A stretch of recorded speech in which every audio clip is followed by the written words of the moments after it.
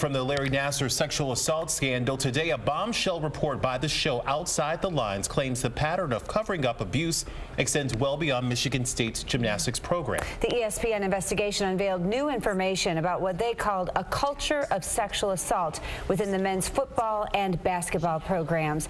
It reveals at least 16 football players have been accused of sexual assault or violence against women while D'Antonio was coach, and an MSU basketball player and student assistant under Tom Izzo was accused of misdemeanor assault and battery. ESPN claims there is a pattern of widespread denial, inaction, and information suppression of such allegations.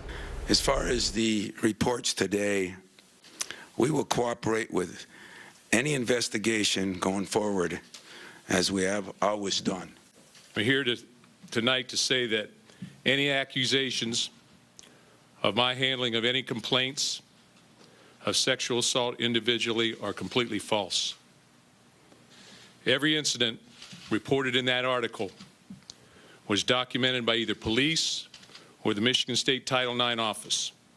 I've always worked with the proper authorities when dealing with the cases of sexual assault. Izzo spoke after the game. D'Antonio spoke to reporters minutes before MSU's basketball team took to the hardwood. And many fans headed into the game to watch the Spartans take on Wisconsin were still in shock about the allegations and unsure what it will all mean for the university. I honestly don't know. I've been kind of waiting to see. I've been kind of keeping up on it and seeing how it's going to turn out. But I'm a little nervous. I really don't know what it's going to be. I just hope that I just don't know what it's going to be. I really don't know. Our family that sticks together in the student section of the Breslin Center tonight. Hundreds wore teal T-shirts. The shirts are in support of the more than 150 courageous survivors in the Larry Nassar sexual assault case. The students say as things continue to unfold, they don't want the survivors and their fight to be forgotten. Hopefully we can just learn from what's happened, and we just wanted to make a statement tonight that the students are here to support the survivors, and that was our goal in planning this. Dr. Larry Nassar was sentenced to 40 to 175 years for sexually abusing young female gymnasts. Today, Michigan State Athletic Director Mark Hollis stepped down following reports that the school knew of the abuse claims but failed to take action. He said he was brought to tears as he listened to Nassar's victims during his sentencing. More than 150 brave women stepped forward at Nassar's sentencing hearing, sharing horrifying details of abuse that began for some when they were as young as 6 years old. MSU students staged a rally at the Rock on campus where the names of those brave women are written. ABC 12's Amy Hybels walked the route with students. She joins us now live. What's the message tonight, Amy? Well, Matt, there were two messages that they wanted to get across clearly tonight. Number one, they want to support the survivors. Number two, change needs to happen here at Michigan State University.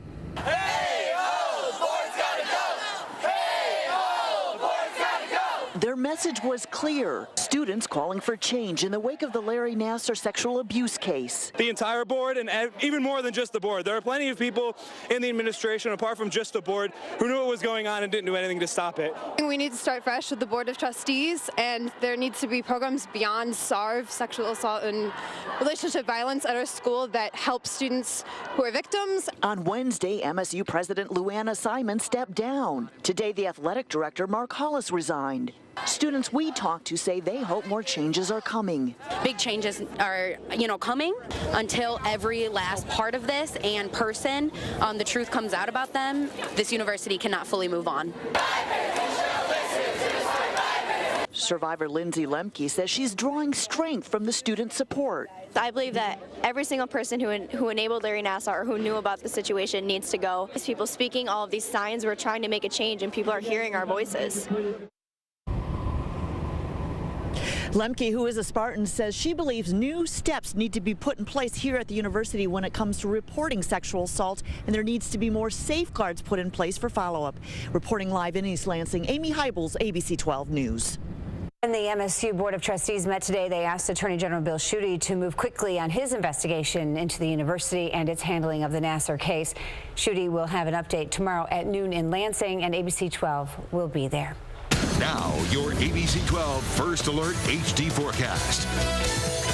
After a beautiful Friday afternoon, the clouds moved in quickly this evening, and we have a few spotty showers across mid-Michigan. And you can tell by our Flint Skycam, we still have a good bit of wind out there, too. And the winds continue with a southerly component, so we will see relatively mild temperatures hold right on through the night.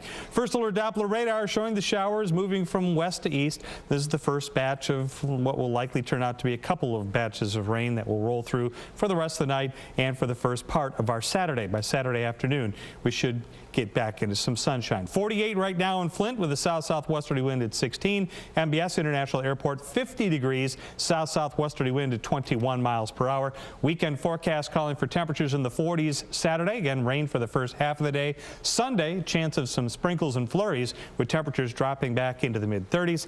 And the latest check from the Mackinac Bridge Authority, the bridge is still closed. The combination of wind and mild temperatures. There's ice falling from the cables. There is no estimated time of the reopening at this point. A 13-year-old from Ohio pleads guilty to killing a Michigan man. The teen admitted to throwing a sandbag off an overpass, killing the 22-year-old Warren man riding in a car.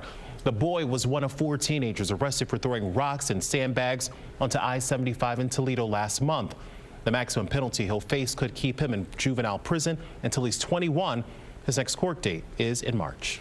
An inmate in the Roscommon County Jail is facing more charges after lying about being sexually assaulted. Police say the inmate claims she was assaulted by a male correctional deputy. The inmate says she lied, hoping to be moved to another facility. She now faces 4 years in prison for filing a false police report. She's currently serving time for filing a false police report as a victim of armed robbery. Up next on ABC 12, protecting students with severe allergies. Actions being taken against a class bully. How far should the law go? Stay with us. Covering Flint, Saginaw, and Bay City, you're watching ABC 12 News at 11 with Angie Hendershot, Matt Franklin, Chief Meteorologist J.R. Kurtek, and Ryan Slocum with sports. ABC 12 News, your trusted source. 3 teenage girls could go to prison for exposing a classmate to pineapple, knowing she was severely allergic. Police say one student brought the fruit to school, rubbed it on her hand, and gave a high five to the student with the allergy. The student was treated quickly. Investigators are calling the incident an aggravated assault.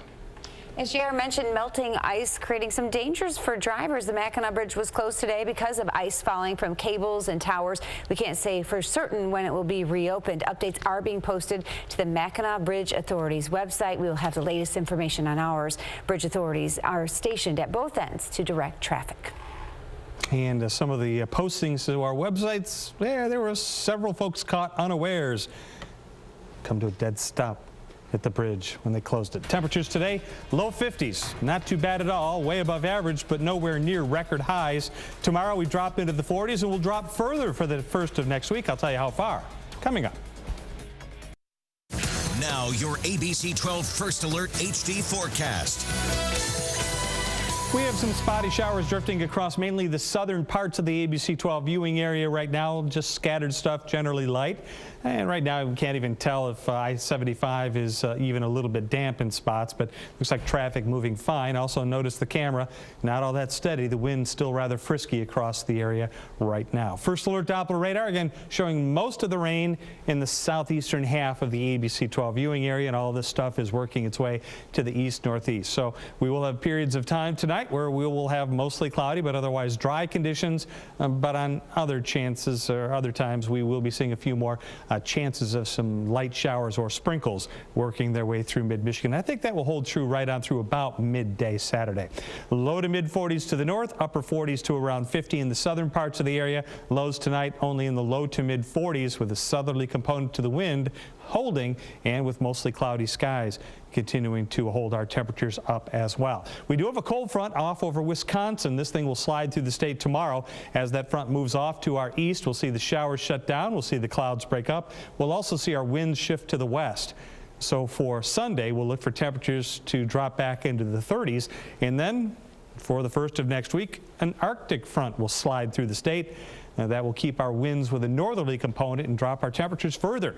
I think for Monday and Tuesday, we'll be looking at highs only in the low 20s, and maybe even early Tuesday morning, we'll have low temperatures in the single digits. But for tonight, with the clouds and that southerly breeze, mild conditions will continue to hold. So here's satellite radar forecast. Spotty showers as we head through the night and through our Saturday morning. Mostly cloudy start to the day. For the afternoon, skies should brighten up nicely.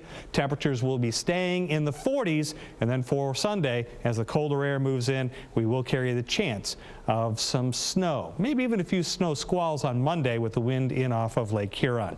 So our forecast in detail for the night, calling for lows not too far away from where we are right now. A few showers here and there. Tomorrow, the skies will brighten up for the afternoon. High temperatures will be moving into the mid to upper 40s. And then as we work our way through the first part of next week, temperatures tumble back into the low to mid 20s. Maybe a few snow showers on Monday. For Wednesday and Thursday, temperatures still will be in the 30s. I think 32 degrees by Thursday. And for Friday, we'll have partly sunny skies with temperatures dropping back into the low 20s. We have some marquee high school basketball matchups tonight, beginning with unbeaten Mount Pleasant taking on Saginaw Heritage. We'll also keep it in the SBL and check out Midland Down, Carmen Ainsworth. Goodrich takes on Hamady, and you can't mention the GAC without mentioning the state champs from Beecher. Those games and many more coming up on The Zone. Tip it off, yo. We going coast to coast. Give me the rock, tick tock, get the buzzer, it goes. Burst to the rack, flush it down like that. Bring it in the paint, watch me swat it back. I'm giving y'all delight when I take my flight. Go on now, Ryan and Jason. This is the ABC 12 Highlight Zone, sponsored by Applebee's.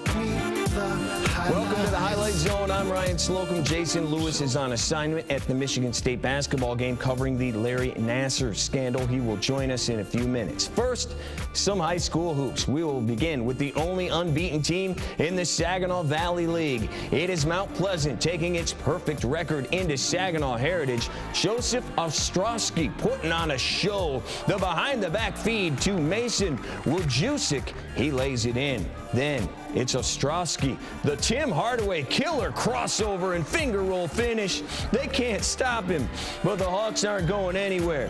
Jacoby McLaurin hops into the corner. He knocks down the rainbow triple. Then it's number 3, Luke Telder in the other corner for another 3.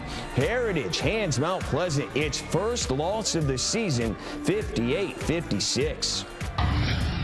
We'll keep it in the Saginaw Valley League. Midland Dow at Carmen Ainsworth. Jacavian Lewis gets the Cavs going off the inbound. JK finds nothing but the bottom. A couple of minutes later, it's JK for 3 again. He would finish with 12 points in front of the Northwood staff. They are highly interested in him. CA keeping it running. Omari Duncan and 1. The Cavs led it by 13 at that point. Jacob Stone cuts into it.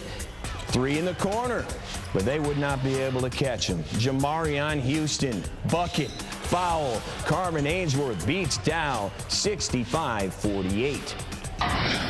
Over to the GAC, Gary Barnes sitting on 398 wins. His Martians were at Hamady. First quarter action, the Martians throw it away. Ollie Brewster takes it in for the finish. Matai Swain was eaten early. He glides down the baseline for the left-handed score. Then it's Latrell Fordham going behind the back to Swain. He puts in 2 more. Goodrich with a 3-point lead, but the Hawks take over. Isaiah Menefield off the feed from Roswan Brewster. Then it's instant offense. Ali with the up and under. His left stroke just went viral. Hamady beats Goodrich 76-63. The 3-time defending state champion Beecher was at Lake Fenton. The Bucks waste no time. Jalen Terry kicks it ahead to Dominic Williams, who bounces it home. Later, it's Ernest Sanders. Can't get it to go, but Theatris King is there. TK drops the reverse. Beecher with a 10-point lead. Luke Tomczak trying to do something about it. He gets to the rack, avoids the block, and gets it to drop. But the Bucks have too many weapons. JT from straight away. He scored 12. Beecher wins 57-26. Metro League action, the defending champs Flushing at Holly. Raiders getting busy in the third. Aiden Harrison inside to Braylon Williams. The big man slides inside for the reverse. Isaiah Franklin comes right back at him. He drives through traffic, off the glass and in. Very next possession, Cade Andrew takes the pass from Michael Banks. He cans the triple to tie it at 25. This game keeps going back and forth. Noah Bayless off the high glass for the Bronco bucket. Holly up 5, but the Raiders come back. Cal Endicott, strong move. He holds off the defender and puts it in. Then in the final minutes, Logan Murphy with the takeaway and the breakaway. Length of the court to put it away. Flushing holds off Holly 49-44. We'll keep it in the Metro. Owasso was at Linden. Eagles showing off the range. The freshman, Blake Lund, with no hesitation and no rim. Back the other way, Cole Mallory with the show and go. Oh, Cole does not let Nas down. The scoop in the hoop. The Eagles going inside this time. Brendan Miller with the no-looker to Noah Giacomontino. And then you got to love the shot of the freshman, Balake, this time from Steph Curry range. Then it is Noah again, this time in the high post. Here it comes, the turn and gun off the window.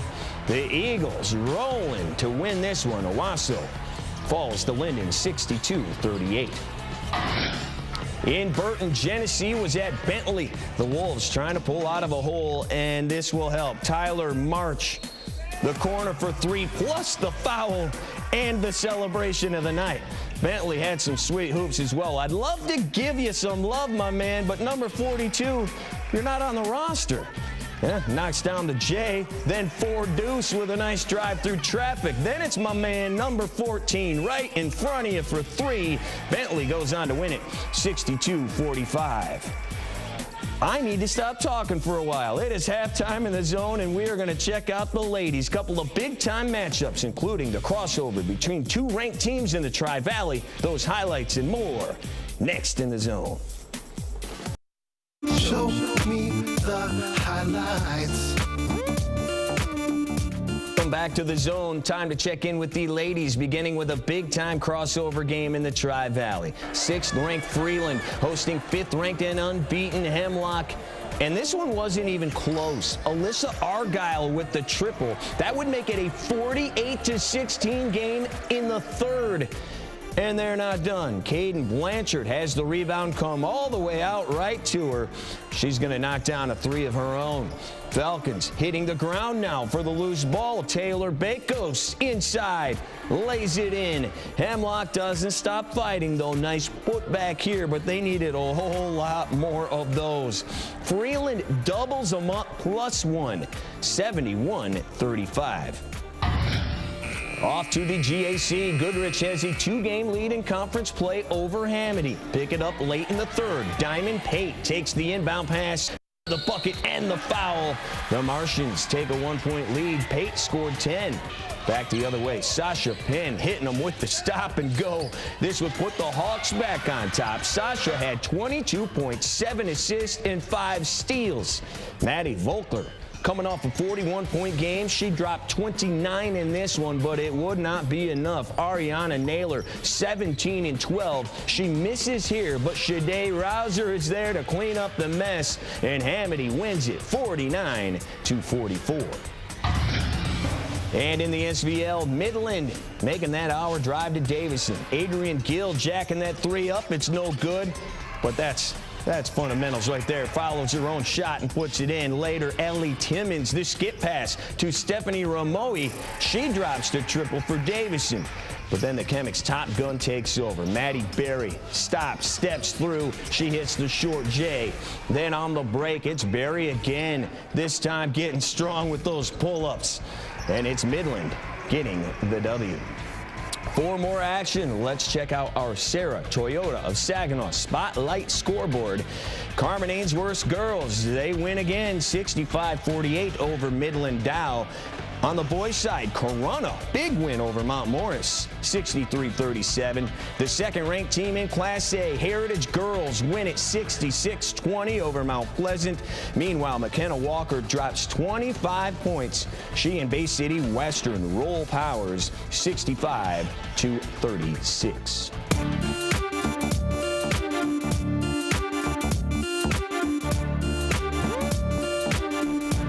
Tropical Smoothie Cafe highlight of the night takes us back to Mount Pleasant. Joseph Ostrowski, the crossover, and what a finish at the hoop. And that right there is our highlight of the night. Well, the fallout from the Larry Nassar sexual assault continued today. The resignation of Athletic Director Mark Hollis. An ESPN report today states that there were also numerous cover-ups involving the football and basketball teams. Both Mark D'Antonio and Tom Izzo made statements tonight. Our Jason Lewis was there, and right now he joins us live in East Lansing with more. That's right, Ryan. As you mentioned, Mark Hollis retired this morning.